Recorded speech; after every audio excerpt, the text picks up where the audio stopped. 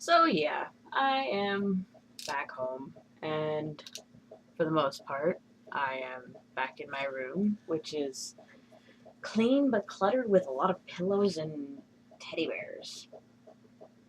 Don't ask me. Don't have a clue.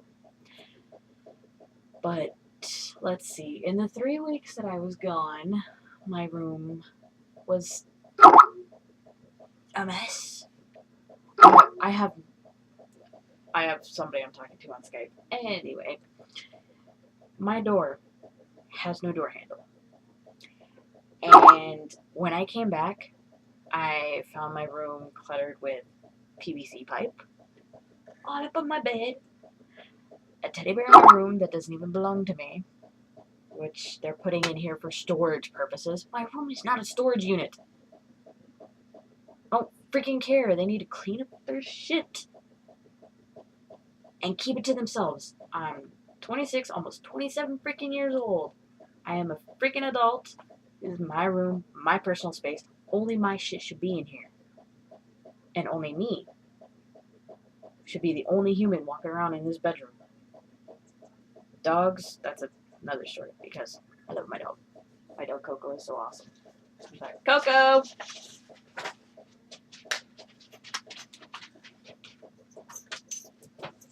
Come here, Coco. Oh, almost. Good job. This would be my dog Coco. She is my mini German Shepherd. She is 9 years old. She's getting to be an old lady. Yes, you're getting to be an old lady, aren't you? Yes. I love you. But she is my dog. She was supposed to be the family dog when we got her, but no, she's totally my dog. Isn't that right, baby? I love you. Yes, you can lay down. Lay down. Not on me, you dork. Because your tail beats everything else on my bed. I love you. She's an excitable little thing, but I've always been the one. I trained her. That was me. I feed her. I give her water. I take her out for walks. I take her on an OUDSIDETRIP. If I say the words, she will go, oh my god, oh my god, oh my god. So I have to spell it out. She's currently grinning. You probably can't see it because of the quality of the video, but she's totally grinning. And her little tail is going flip, flip, flip, as you can see over here. Yes. But, so my room was occupied while I was gone, which really, really ticks me off. Because my sister steals from me, and she's turning 22 on September 26th. She's turning 22, and I'm 26, and she's still stealing. Hello, there's something wrong there. Really wrong. Yeah, so, in fact, thanks to her, I no longer have anything left of my dad, who passed away when I was only 15 years old. It's been 11 years, and I now no longer have anything left of my dad because of my sister.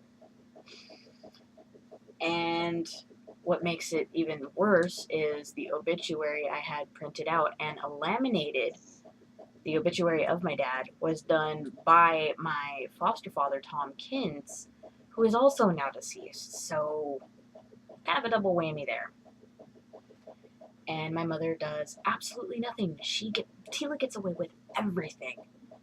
Mom used to go through my shit. She practically would search me every time I walked out the door. I mean, literally, she would be going through my pockets and patting me down every time I walked out that door just because I stole. And she has treated me like a thief all the way up until, geez, now. She still treats me like I stole shit. And she won't ever go through Tila's shit. At all. Ever. It fucking pisses me off. I get treated like a criminal and Tila gets away scot-free. It's very fucking wrong. And there's not jack shit I can do about it. I haven't been able to find a job in over 2 years. And what really ticks me off about that is I don't have any experience, granted, But how am I going to get the experience if no one will give me the benefit of the doubt and let me try? I mean, how else are you going to get experience other than doing the job? I mean, I can't even really afford to go to school. And that was my phone. I apologize. But no, seriously, people go to college all the time, but college teaches absolute nonsense. It's just teaching you how to deal with the absurdities of life. It doesn't actually teach you what you need to learn for a job. It teaches you all this bullshit you don't even need for the job. Just teach me what I need for a job and give me the job. How hard is that? Really? Wasting people's time, wasting people's money, and putting us, the students, in a cramp. So, yeah. You can stay laying down, babe. There you go. You fat ass. But anyway. I'm gone from the house for 3 weeks. My room and personal space is completely invaded.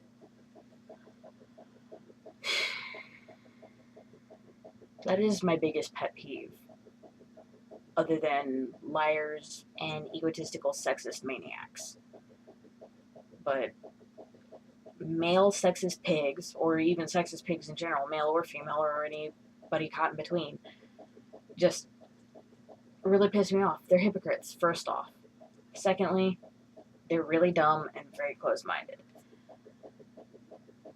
Liars, there is no reason to lie. First off, if people can't handle the truth, that's their own damn fault. That's at least in the case of dealing with person-to-person relations. Now, in terms of trying to lie about what you did or didn't do, it really makes no sense. Where does that get you? Especially when you know people are going to be smart enough to find out. Because my sister, she doesn't really have a very good poker face. She doesn't have a good poker face at all. She fake smiles. She fake laughs. She even fake cries. But that's beside the point. But the fact of the matter is that Mom does absolutely nothing about jack shit when it comes to what Tila has done or hasn't done wrong. She won't search Tila. She won't go through her stuff. And yet, Mom still insists on going through my shit half the damn time. So, you know, if my sister gets to get away with it, why can't I? Not saying that I need to steal anything, because half of the shit in this small-ass 9x9 bedroom is stuff I bought with my own hard-earned money. At least when I used to have a job. I used to work at the fruit stand down in Mississippi, and I was getting $1,200 to $1,400 a month. And I was working 5 days a week, 10 hours a day, as a head cashier. It really wasn't a bad job. About the only thing I'd have to complain about is the fact that I didn't have breaks. I had no lunch, and I had no breaks. But then again, I was getting paid under the table. So standing on a concrete floor 10 hours a day, 5 days a week, I guess that's sort of a change up for not having a tax deduction and having to go through paperwork, blah, blah, blah, blah, blah. But, you know, that's $70 a day in cash. What can you do? I mean, I'm more than able to pay off bills and so on and so forth, but, you know, the fact that I have to work 3 months steady before I'm able to actually get my own place, first off, which means I have to stay with my dad, who's an abusive alcoholic. And I'll tell you what, this last time that I went down there, oh boy, I came this close to freaking taking that freaking 308 loaded with buckshots and shooting my own father, my biological father. That's how bad it got. I mean, his alcoholism was just. I never met my real dad until I was 11 years old. He's always been an alcoholic since before I even knew he existed. And his alcoholism was really bad, but it was fairly tolerable.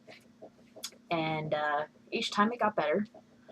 I mean, there was one time I went down there that he constantly, when I was working 5 days a week, 10 hours a day, I'd come home from work, I'd get home at about 6:30, and I'd go to bed about 10 to wake up at 6 o'clock in the morning to repeat the same thing all over again. But instead of me actually having downtime to like get undressed, relax, to be able to go to bed, to go to work the next day, no, I had to be driving his ass around from one bar to the next, being his freaking deity, so he could drink and waste his money. Now he has no job, and this time around, his alcoholism was actually so bad that he was not only stealing from me, my money, I was not allowed to have any alcohol because he would steal it. So I couldn't even have any sort of relaxation. But now it's to the point where I can't even drink alcohol, even if I wanted to.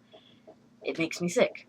I can't even get drunk or buzzed anymore. It literally makes me sick. And I think it's this psychological mindset of I don't want to be anywhere near like my dad. So like that psychological thought affects me physically. So any amount of alcohol that I drink makes me sick. It literally makes me sick. And the sad thing is I have homemade alcohol sitting right under my bed. I have 2 gallons of wine and 1 gallon of hard plum liquor. So kind of a bust.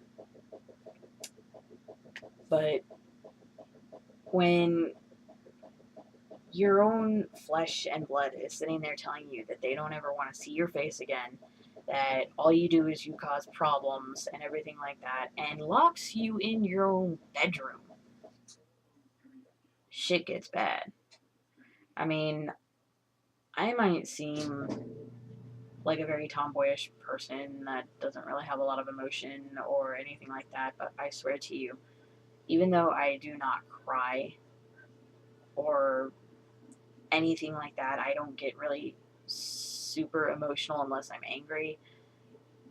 I had to say that one particular night when he said all that bullshit and locked me in my bedroom, I cried myself to sleep. Something died in me that night, and I don't think I will ever get it back. But I was so close to just picking up that gun in the living room, trotting back to his room, and shooting him.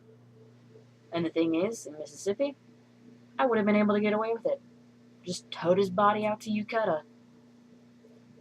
Ain't nobody living out there.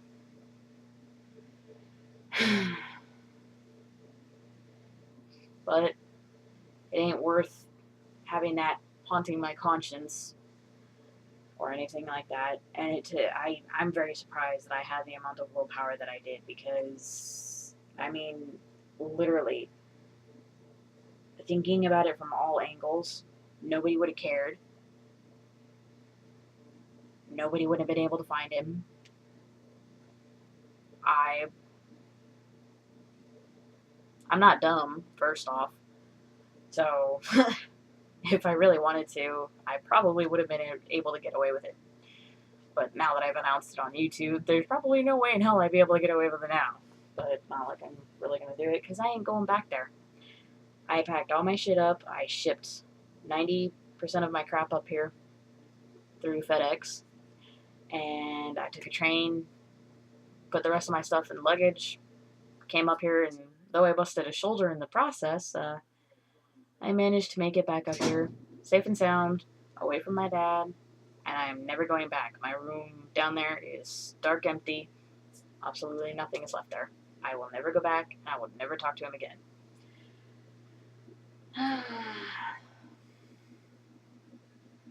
In fact, the only time I've heard from him since was on my birthday. Yeah. So, for the most part, I just don't want anything to do with my family. My sister steals from me. My mom's a lazy butt. Can't even make people account for their actions, much less account for her own. And my dad's a worthless piece of shit. He does nothing but drink and wallow in his own misery. So, you know. And the funny thing is I used to be an absolute hellion. I used to steal. I used to lie. I used to have a super bad temper. I put holes in walls. I burned toilet paper in my closet when I was a kid. Um, I did everything. About the only thing I didn't do was drugs. That was the only thing I did not do. I joined a gang. I beat people up. I was in and out of juvie all the time. I even did a bomb threat at my school, um, which was a very stupid mistake. But honestly, I wouldn't change that for the world because at that point in my life, I was in foster care, um, and it was, I think, my 16th home in the second dependency. It was my 16th home total out of both dependencies. And I was always being passed around from home to home just for simple paycheck because, foster parents are liars and they don't give a shit about the kids. But no, this family was an exception. And there's a rule in foster care that a kid can only be out of the home for 14 days before their spot is filled by another. I was on day 14 and in court. I mean, I had my oranges on, I was in shackles, I was in court, and they were deciding what to do with me. It was day 14. My foster mother, Sylvia Kintz, she was in tears, crying to get me back. She wanted me back. She genuinely wanted to actually put up with me and my bullshit. And that was pretty much the turning point in my life because it actually showed me that finally some human being actually cared for me as a human being and not just a freaking moolah paycheck. So that was kind of the turning point in my life. So honestly, though the bomb threat was a big, huge mistake, I wouldn't change it for the world. Ever. I would do it all over again. Because that right there pretty much saved my life. I left my gang. I started attending school more seriously. I was picked up on my grades and stuff like that. In fact, heck, I was getting A's in history. So, I was a kind of person that learned my lessons the hard way. But, that just works for some people. But it just irritates me when people come attacking me for this, that, or the other, yet they won't attack someone else for the same thing. That pisses me off. And as bad as I used to be, here I am, Monday in life. I have a pooch who is currently being spoiled on my bed.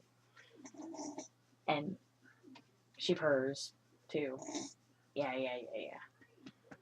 But I've managed to be very hardworking. I worked at the same job 3 different times. Each time I've been down to Mississippi, I have worked at the fruit stand. I have regular customers that constantly are always asking about me. My grandmother always calls me and says, hey, so and so has been asking about you. What should I tell them? So on and so forth. I have a relatively good reputation down in the South, despite the fact that I hate the South. Well, stop that! I'm done scratching you. But no, I've got good friends. What little friends I do have. There's Rob and Sam. They're pretty much just like family. Heck, I babysit for them. I'm gonna be, helping them out any way I can, and we help each other out one way or another. Because heck, Rob is helping me with my tooth, which just recently broke off. I have an exposed root hole all the way back here. Freaking hurts like a SOB. And I'll tell you what, having to drink through straws and be very selective of what you eat because of a broken tooth is like, whoa. And yes, that was totally ADHD. Back to the topic. The fact that I used to be such a bad person, the fact that now I feel I'm at least a decent human being. I ain't perfect. I don't want to be perfect. perfect would be boring. I kind of like who I am now, despite the fact that, many other people don't really seem to agree. I seem to be the type that you either love or you hate, one way or the other. It's not, nothing in between. But the way I put it, I know what it's like to suffer. Why would I put anyone else through that? Simple as that. You know, I've been through rape, abuse, neglect, homelessness. Like I said, I was in gangs. I got beat up. I beat people up. I used to steal. I've obviously been stolen from. So one way or another, in a lot of the stuff that I've experienced it from both ends. I've been the giver and the receiver at different points in life. So, you know, being on the receiving end and on the giving end, if you're a person with a conscience, if you're on the giving end, that never really leaves your conscience.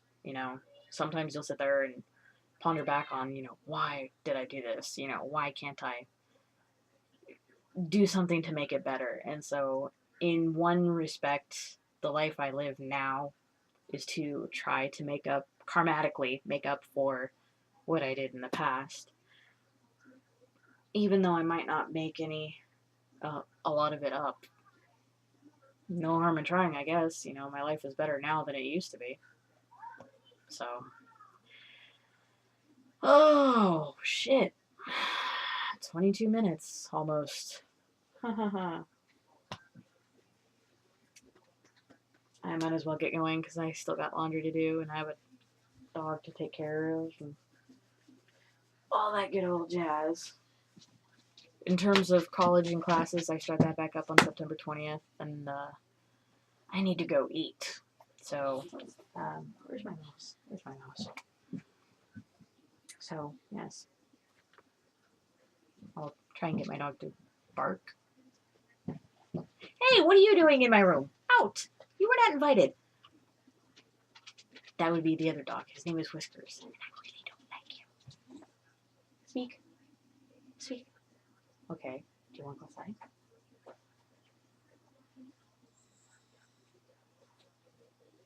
You want to go outside? You gotta speak. Good girl. There we go.